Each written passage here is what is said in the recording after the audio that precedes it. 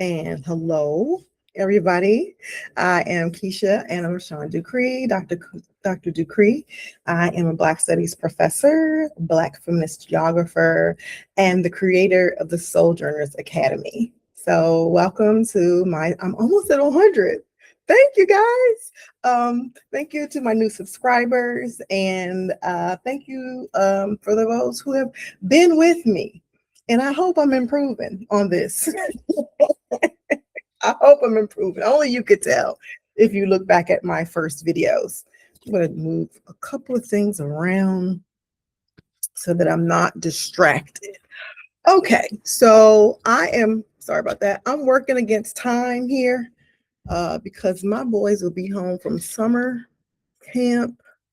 And so maybe this is a thing I needed to make my stuff shorter, to have this pressure of getting it done before they bust through the house. So stay with me. Okay. So I want to talk a little bit about kind of my perspective. I established the SoulJourners Academy over a year ago. I offer a decolonized perspective to history, especially Black history, and in terms of the diaspora, the entire African diaspora. I sponsor trips, which is probably my biggest offering, but I also offer workshops as well as material that is catered to younger children to be able to understand decolonization, a decolonial perspective in looking at our world. So I was thumbing through a social media group of secular and decolonized homeschoolers. And I came across a question which was stopped me in my tracks and thought that is a good question. And this is definitely what it's worth talking about. And that was, this happened before 4th of July. I'm talking to you from a week after, but that person was soliciting advice on, I know the 250th anniversary of the United States is coming up. How do we begin to talk about the 4th and to present it in a decolonial perspective? And I was like, that's a good question. And it was more, yes, that's a good question than people who were answering it. And it's been buzzing in my mind. And even though the 4th is over, the commencement, I think that this sentiment about America, its founding, the Declaration of Independence, the war, as well as the creating of the Constitution is relevant and will be talked about now, particularly as we see the current administration roll back many of the democratic goals that we have seen social movements try to achieve. So today I want to talk a little bit about how you can approach it. Even after the 4th, how can we approach talking about the Declaration of Independence, this being the 250th anniversary, in a way that is at a decolonial perspective? And I have 3 approaches for that. But before I get into that, you might be saying, well, what's a decolonial perspective? What is decolonization? That should probably be the first question that I answer. So let me slow down. So how do we want to define decolonization or the decolonial perspective? There's a lot of ways to define it, but if I can get something really, really broad, I would say that it's a process. It's a framework, and it's a state of, it's a process or a framework that realizes that the narratives and the stories that are being told are not necessarily the full range of voices and narratives that are out there. And particularly in a case of a land that has been dispossessed, or land that has been dispossessed by colonial powers, that the rules and policies and the institutions that are built out of large imperial powers swooping down and creating their own laws among people is a problem. And a decolonial exercise is to unravel that master narrative of we, and it was discovered by Christopher Columbus. Who is Christopher Columbus? Who is this dude? Did you really discover anything? Weren't there people and places and institutions that were established before somebody swept over like some, Kevin Costner movie? I'm sorry, Kevin Costner. I'm sure you're a great person, but your movies are like that. They're always a white savior movie. So the decolonial perspective is not going to let that sit, right? A history book that is not looking at what this land was before it was declared something else by some people, a powerful entity, powerful because they have weapons, before that. A decolonial perspective says there's something more here. There's something to uncover underneath this mainstream narrative, largely Eurocentric, largely Western, that misses out. And the project that I'm engaged in, that many scholars are engaged in, particularly those who look at identity-based movements, like Native American and Indigenous studies, Black studies, Latin American studies, LGBTQ studies, women's studies. We're always looking for this narrative that is presented as a narrative that is accepted, and how does that miss the voices of others who have been marginalized in society? That is my practice. That is what I do, and that's what SoulJourners is about. And that is also something that the members of this secularized, decolonized homeschooling community we're searching for. We realize there's the fireworks, there's the speeches, there's the Declaration of Independence, there's the PBS specials, there's a spate of new movies and documentaries about young Washington and Abraham Lincoln and the founding and all of these ideals. And how do we cut through this and see where are the gaps? Where does America, their aspirational goals in a Declaration of Independence, and where have we constantly fallen short? And we've fallen short. So that's a decolonization, loosely, very broadly. Again, it depends on what the discipline is, but that's really what it is.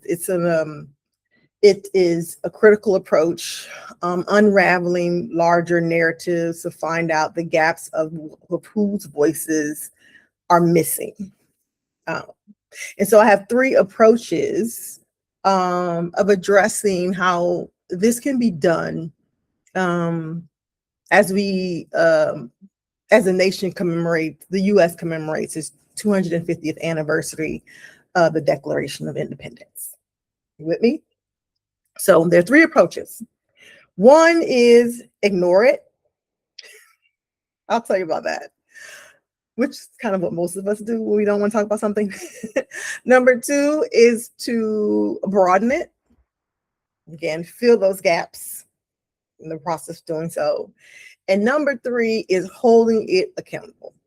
Number four, ignore. Number one, ignore. Number two, broaden it, expand its scope to the voices that are missing. And number three, particularly for, I would say particularly for an audience or group of folks that are ready to dig in, they know it needs to be broadened, but to dig in is to hold it accountable. So let me go through those three things. I have a list of resources that I will tell you about here, and I will also add them to the description and connect it all to my work in terms of SoulJourners Academy. You with me? Good. So number one is ignore it. Just ignore it. Maybe you did already. Maybe you didn't. Maybe you did some fireworks. You didn't feel compelled to to watch the president speak that night, or you just treated it like it was a day of fireworks and barbecues. which particularly if we have young children and we want to have kind of a secular or decolonial perspective, we think that they're too young, or we don't feel like we, have PhDs and feel like, we can be the experts in this. And so we kind of shy away from bringing up this stuff because if young people have more questions and we feel like we can't answer them. I've done it on certain issues. But I'm going to caution you against that. You get a pass. It is already passed. Maybe you didn't talk about it, and they just went to, your cousin's house and had a barbecue, and then, had some sparklers. Fine. But next year, the rest of this can explain to you how you can have the resources that you need and the information that you need and the confidence that you need to be able to talk about this and expand the notion of this country's founding or even hold it accountable, right? Because when we ignore, and I'm guilty of it as a parent, when we ignore it, we ignore these larger narratives and we're not critical of them or teach young people how to be critical of these narratives and they take them at face value, then we do them a disservice. Because in the absence of them leaning on us and looking to us for some of the answers, their questions are going to be filled up, and they're going to be filled up by the wrong things, right? And so I understand the path of easy resistance, or the path of least resistance is to just table it. Yes, it's about the flag and fireworks, right? And like, I'll deal with it when they get to sixth grade or something. I get it. But as with other kind of conversations that we have as parents, that when we let a narrative go without scrutiny, then we're allowing our children to be educated by something else, and it may not be a multicultural or decolonized narrative. But I'm going to give you a pass. You didn't do it next year, but I'm going to give you the resources in approach 2 and approach 3 on how you can do it if and when you're ready to do it. So, number 2, how do you approach talking to your children or talking to others, youth, young adults, your friends about the Declaration of Independence and the 250th anniversary? Is to broaden it. So, just a few minutes ago, I explained that the decolonial process is to confront this narrative, the narrative of, America, breaking away from the King of England and happy slaves and Indigenous people trading and ceding their lands through treaties that were fair. If you want to cut through that noise and cut through that narrative, then you bring up the other side, the missing piece. So if there is a narrative of these 56 men getting together in conversations and writing this declaration, the first thing is to broaden that. Who wasn't there? Who were they talking about when they said all men are created equal? And then you end up with a lot of people like, where are the women who were the colonists? What did the enslavers say to themselves? 48% of the 56 men, Christian white men that signed the Declaration of Independence, who said that all men are created equal and we have unalienable rights to life, liberty, and the pursuit of happiness, they owned slaves. They were, in fact, at the same time that they were declaring white male colonists freedom from the yoke of England and talking about taxation without representation, they themselves were actively prohibiting the liberty in life in pursuit of happiness of enslaved Africans. They were actively a part of the plantation economy, even if they didn't own slaves, but if they were a part of manufacturing cotton, weavers and people that traded outside the United States, they were benefiting from a system of free, exploited, enslaved labor. And while they were writing this declaration, they were also dispossessing indigenous people of their lands. So they have this cognitive dissonance that is allowed today. And so what we want to do, and the second approach, is to say who is not in that room, from Hamilton, who's not in the room, and what would they think of? Even if all we can do is imagine it, but from resources, you can actually probably find some primary accounts of people who were not represented in that room, whose interests were not represented. So we want to hear from those interests that were not. The first thing that we have to challenge is the notion of America beginning in 1776. Okay, we want to expand the notion of this land. Again, I'm a geographer, so I'm beginning at the land, not at the people. There were people here prior to pre-colonial contact. There were several nations and sophisticated systems of governance, of agriculture, of economy by indigenous people throughout the Americas, throughout the Western Hemisphere, long before the imperialists and the British colonists and so in approach to broaden it, you can begin to say, this may be the 200th anniversary of what became the United States, but understand that there's a history to this land that began well before 1776. We're talking thousands of years. And begin to introduce among yourselves, among the young people in your life, in your book group, some resources that look at primary documents, maps that look at life prior to 1776, and look at pre-colonial lands and formations and indigenous people throughout the Americas. Nothing was discovered. Nothing. You hear that, Jared, Ivanka? That island that you wanted, the Albanian people knew all about it. You did not discover it while swimming on your friend's yacht. Okay? Okay. No discovery, no Columbus in here. Okay. So broaden it by, again, pushing back on this notion that everything begins in 1776, that there is an indigenous history of lands and people with even more sophisticated systems than these colonists ever had that existed. So that's how you broaden it.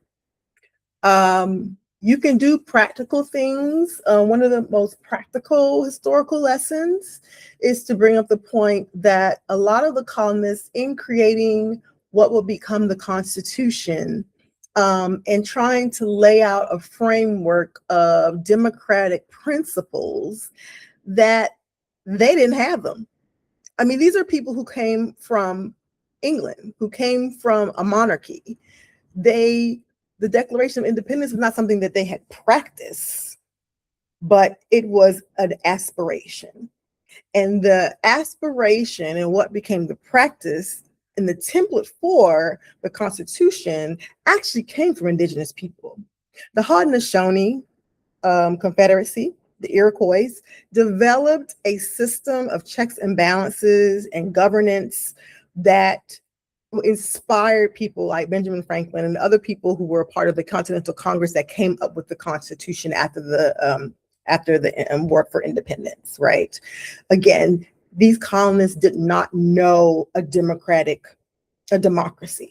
They had lived under a monarchy, and their ideas about forming this new social experiment actually come from the Haudenosaunee and from the Iroquois, who created a superior democratic system that they modeled. The other small thing that you can do is to plot a map. Again, I'm a geographer. Look at what this land was before it was cut up. People were dispossessed. States were created. Boundaries were created beyond the 13 colonies. And see, I have done this before, but there's a group out of Canada that have created Indigenous land map to show the first persons of land across the country before colonization and imperialism. You can start with where you are, and it could be a fun exercise for younger students to see what communities and societies were part of this land before it became the United States. So we're looking at the idea of broadening is looking beyond or looking before 1776 and 1620. Okay, so land acknowledgements are important. Here in upstate New York, it's so funny to me how people assert this kind of white supremacy about places. And there's even a group here that is really adamantly against anything being done to the Columbus Monument. And they live on streets, and they live in communities called Onondaga and Oswego, and Canastota, Buffalo. These are indigenous names. It's a great way to introduce it, particularly to kids who don't really understand colonial versus decolonial ideas, but to tell them what the names come from, to begin to open their eyes that there is a particular connection, an indigenous connection to the place that they are. I will put that resource for the map in the description for this episode. But you can begin there without kind of a big anti 250th anniversary. You can say, let's discover our land. Who were the people there? There are a number of books that I don't have available for me right now, but there are wonderful books that are area specific about the first peoples of your area if you live in the United States. The third thing, I hear my family. The third thing, so number one, ignore it. I'm giving you a pass. Let's do this project for next year. Number two, if you're ready to confront it, let us emphasize that there were land and people and governance structures that actually inspired the United States by indigenous people. So we're broadening the idea of what this land is and who it's for and who originally claimed it.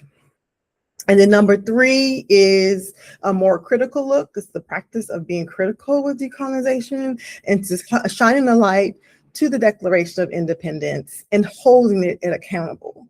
This is perhaps best for older kids or for people who are curious among themselves, because this requires a bit of a critical gaze. And I want people to read deeply the Declaration of Independence and hold it to the light that we know that it was aspirational. The white men that were in that room were a contradiction of themselves because they were on indigenous lands that was dispossessed. They owned people, and yet they were ascribing a sense of independence and liberty and freedom.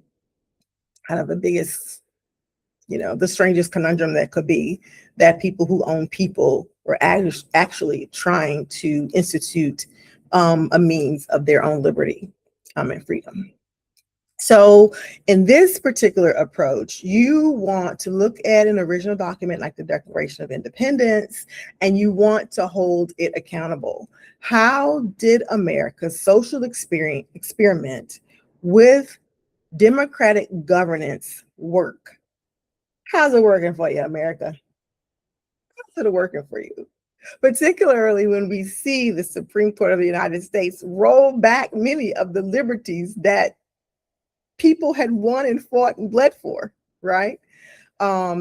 So it is an interesting time to look at a kind of longitudinal look of this first document from what constitutes the United States of America. If you see my doubt in that, it's intentional. And a document like Project 2025 that literally is a playbook for reducing people's rights to housing, to work, reducing our social safety net, not taking care of our poor, not taking care of our seniors, not taking care of our children. That there is a hierarchy that we have established to who gets life, who gets liberty, who gets freedom, and who gets to pursue their happiness, which is ultimately tied to the economic system. Again, like I said, you know, if you think about it being aspirational, you can take that Declaration of Independence and look at what we have today. And there you can talk about the social experiment that is America, and how in order that every movement since that document, every large scale collective response has been an attempt, every social movement has been an attempt to hold the US accountable for those first democratic principles. So holding it accountable and as an approach means looking at the social movements that emerge that uses the principles espoused in the Declaration of Independence as a right to redress, from civil rights movement, the women's rights movement, the labor movement, the unions, right? LGBTQ movement, the disability rights movement, all of these collective bodies of people did not find themselves in the minds of the framers. And our project since then has been to remind those that are in power that we all here in this land, so-called United States of America, are entitled to those liberties and to those unalienable rights. And we have not, we've come close, but we have not gotten there. And that there's no period at the end of this commemoration, that it should be a means for us to say that we still need to get to that place where there are unalienable rights. We can even talk about the rollback, but that this is a social experiment. And how, when you hold that document to the light, it fails to be the aspiration, it fails its aspirations. It failed it then. In the writing of it, it failed it then, and that it continues to fail to meet its ultimate goal of making a democratic state from a monarchy.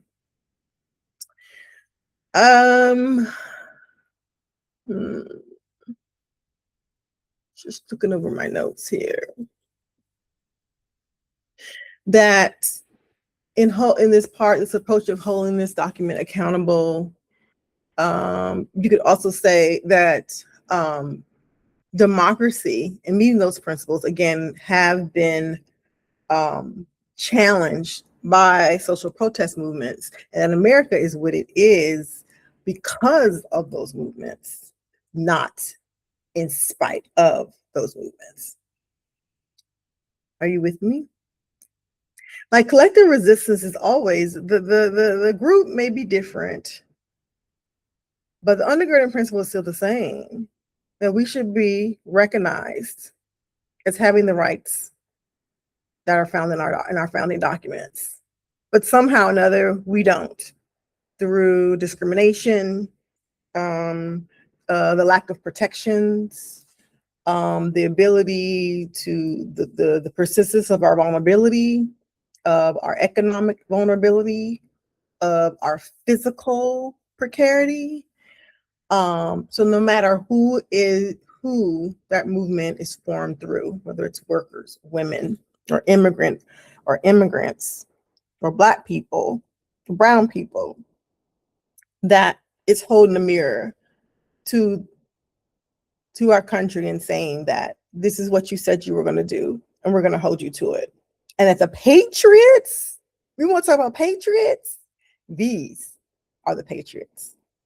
Black Lives Matter protesters were the patriots, holding the light to show that our lives should matter as much as any others.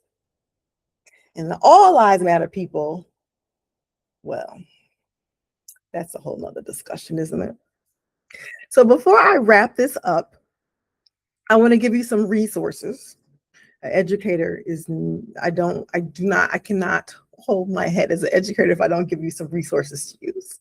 So here's a couple of my kind of favorites. Most of them are classic. And number one is Howard Zinn's A People's History of the United States. It really looks at the social movements that across time that help, again, hold this mirror to say that we are not meeting those principles set forth in the Declaration of Independence because of identity. It's a classic book. There's a Zinn Center that you can access the web that has even more resources. But that book is a classic text about looking at the fight to actually have democracy in this country, which is still a fight.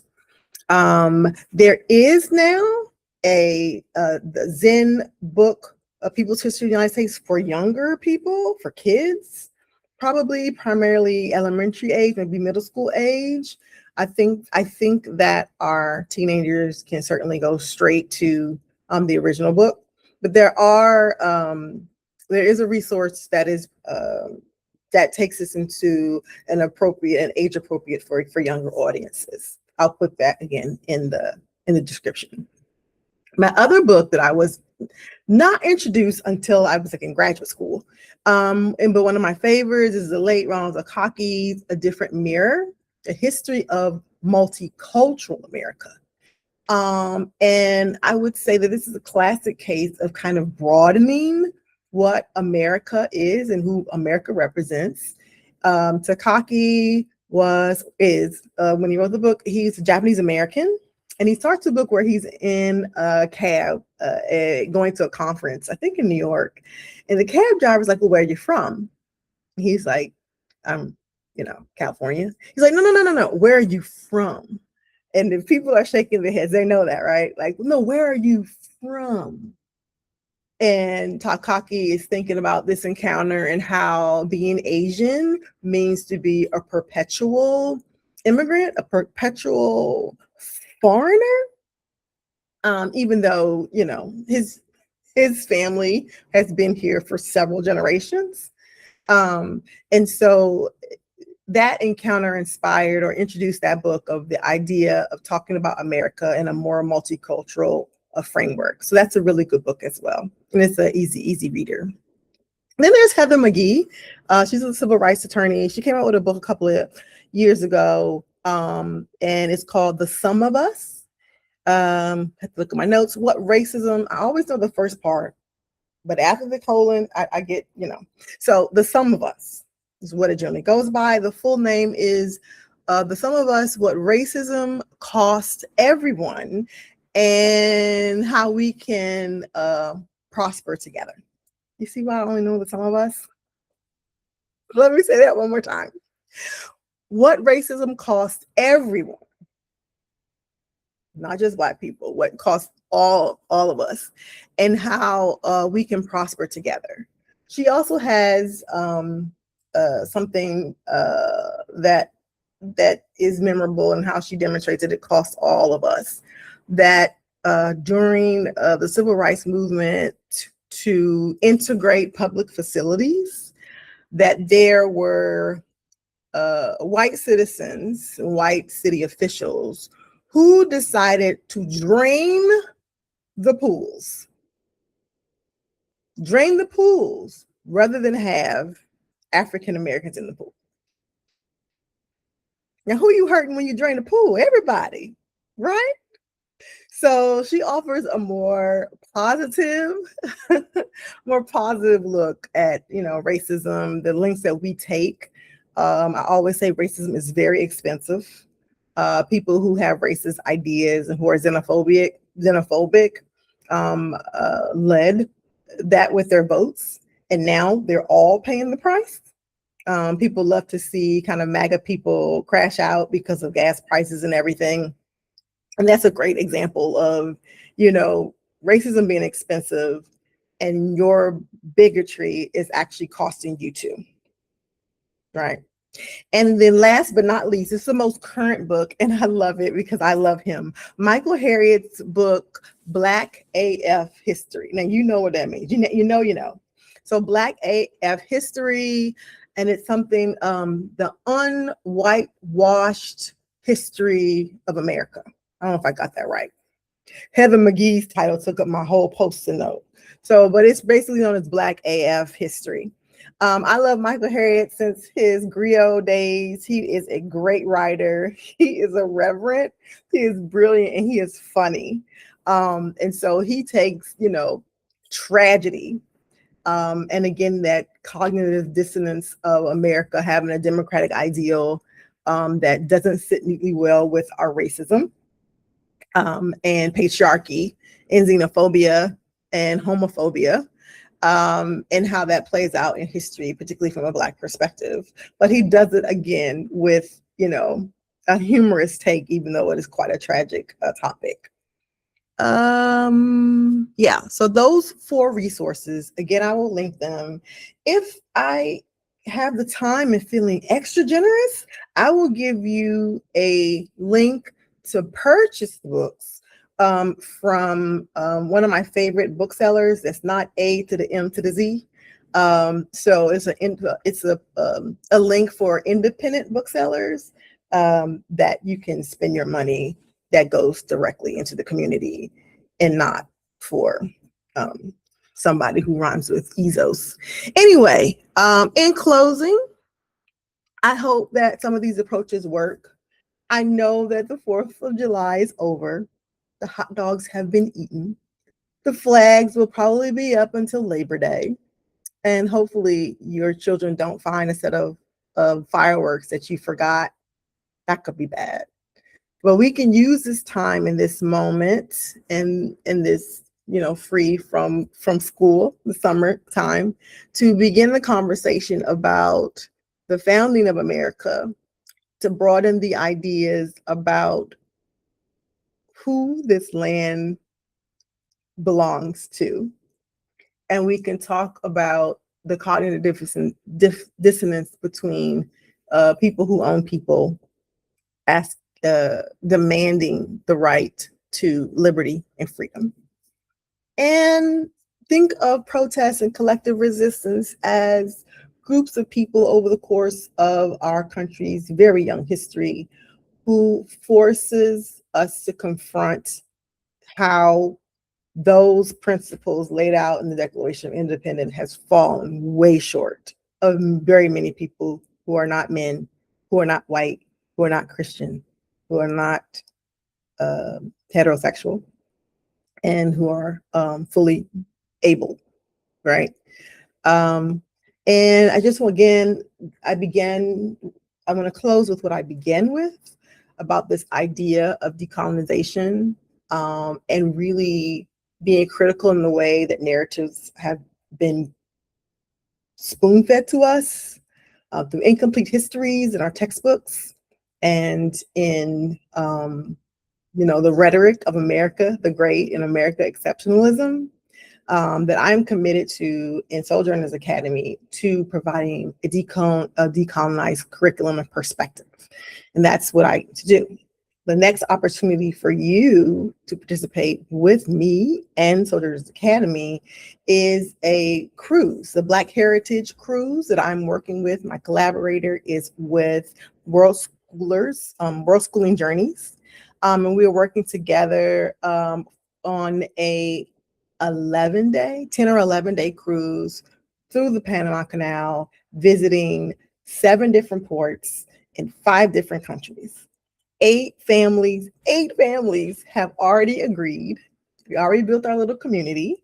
That's 32 parents and children, caregivers and children, who are all committed to seeing the area in the Caribbean, Costa Rica, Belize, Jamaica, Panama, Costa Rica. It's a really big list. And looking at these and looking at the Black heritage, the African diaspora experiences and the Indigenous experiences of this magnificent region. So if you're interested in that, I will also put the link. We are still looking for more. Yes, we're greedy. We have 8 families, and I am so excited about that. But we have room for more, but cabins are filling fast. So I will also put in the description information about the cruise. It's in December 10th to the 21st. Departing from Miami, our stops include from Miami to Full Mouth, Jamaica, Panama Canal, Colon, spend an afternoon in Colon, which is outside the Panama Canal, Puerto Viejo, Costa Rica, which is one of my favorite places, the Caribbean side of Costa Rica, which has a history link to Jamaica and to Marcus Garvey and Black independence, really rich history there. We're going to talk about the Garifuna culture that is part of Belize, also part of Honduras, but we will be in Belize. We'll also be in Cozumel, and I feel like I am missing the country. My Post-it notes didn't go that far. But it's going to be wonderful because we're already creating a community of folks. I have a travel guide is specifically for younger kids to look at these islands and to expand the ideas of beyond the pretty beaches and the European architecture, but to understand how that there are voices and Indigenous folks and people who were brought to the Caribbean region to actually work for colonizers and what that means. We'll be dancing, we'll be tasting, we'll be crafting, and really understanding the Black diaspora through our stops. So if that's something that you're interested in, we have a whole group. We are ready to go. But cabins are filling fast, and the deadline for deposits or to pay full is August 12th. So again, if this conversation about how to decolonize the discussion about America's 250th anniversary and the signing of Declaration of Independence is something that interests you, and it's something that you want to do as part of learning with your family, you might be interested in this decolonization as practice in our Black Heritage Cruise. So until we see each other again, I have a lot of things I want to say. Oh, very little time, but I'll give you some teasers. I have to talk about my ideas around Black feminist geography and a certain song of the summer and the response to it. I got a lot to say about that.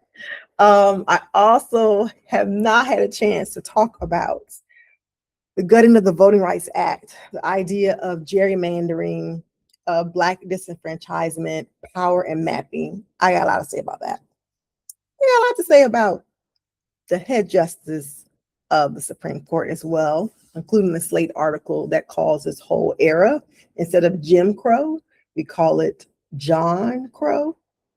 So a lot of things on my mind. Stay with me. Like, make comments, and subscribe to my channel. We have some good things to talk about along the way as I try to bring my classroom conversations to you and your family for learning. Thank you. Take care. Bye.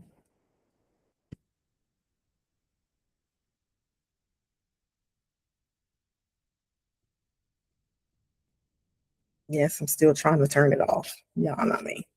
Manage recording. Stop recording.